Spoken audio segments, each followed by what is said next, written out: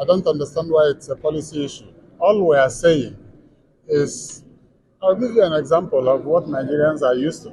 There is a field of law called negligence. The law of negligence simply arose because a consumer drank a bottle of ginger ale which had decayed smell. That consumer did not see the decayed smell because the bottle was opaque, for which reason you can now take a bottle and see what is inside. That's all Nigerians want to know. We don't want opaqueness. We want transparency. That's why that application was filed. It's been argued, and I don't want to say that whoever is opposing it does not want transparency. One more question, then also. One more question. Are you concerned with what played out in court? Other factions seeming to want to represent, I'm not concerned at all.